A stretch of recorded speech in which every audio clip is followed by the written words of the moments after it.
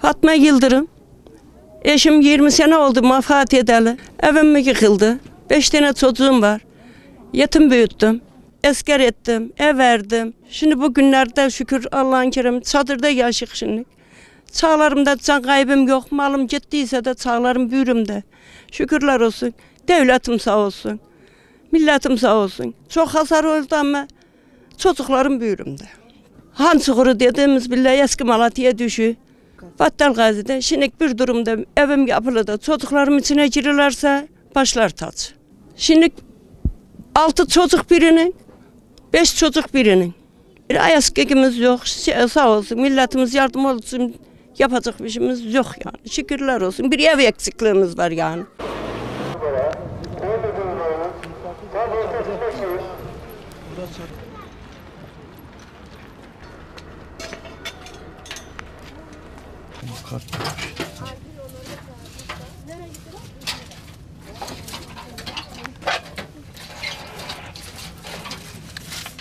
Mehmet Pala ev etkilendi.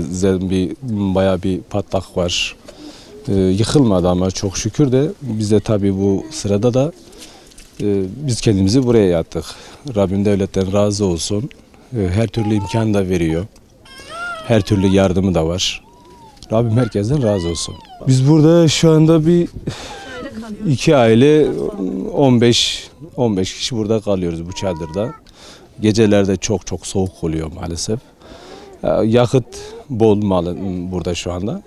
Herhangi bir sıkıntımız yok. Özlem Pala.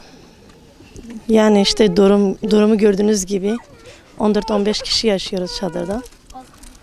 Öyle işte. Deprem anında ne yaşadınız? Çok zor anlar yaşadık. Çok korkutucuydu. 4. katta aşağı inene 4. katta aşağı inene kadar çok korkular yaşadık. İnanılmaz bir şeydi. Hala o korkuyu atlatamadık. Çadır hayatı nasıl geçiyor? Çadır hayatı soğuk geçiyor ama yine de elhamdülillah her halimize şükürler olsun. Çocuklarımız sağ, ona da şükretmek lazım. İşte gördüğünüz gibi odunlar bol, yakıt bol. Her şey yolunda, Allah devletimizden razı olsun. Yardım eden herkesten razı olsun. Tamam.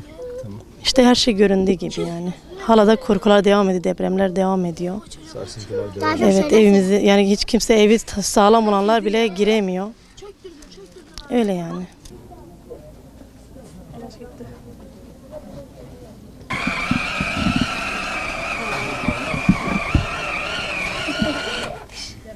Merhaba. Merhaba. Nasıl? Adını anlatayım.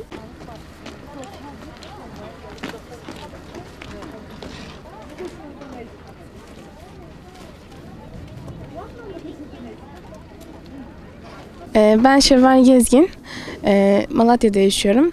Yani depremle alakalı çok bayağı sıkıntılar yaşadık depremden.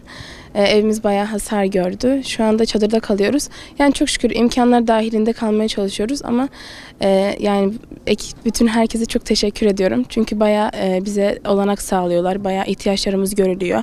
Hiçbir sıkıntı yaşamıyorum. Çadırda 6 kişi kalıyoruz. Bütün ailem beraber kalıyoruz.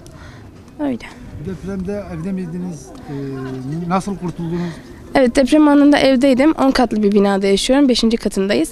Bayağı hasar gördü ve bayağı sallandı. O an çok yani çok tehlikeli bir anda. Avizeler falan üzerimize düştü, ne bileyim işte duvarlarda çatlaklıklar vesaire meydana geldi. Hani o an dedim ki yani şu an çökecek falan diye düşünüyordum ama çok şükür ettiğimiz dualarla falan mı ayaktayız bilmiyorum ama çok şükürler olsun şu anda hepimiz ayaktayız yani. Hiçbirimize bir şey olmadı. Hepimiz sağ salim çıktık. Elhamdülillah buralardayız işte. O an zaten ben hiçbir şey konuşamadım. Sadece şehadet getirebildim. Sadece şehadet getirdim yani durduğum yerde.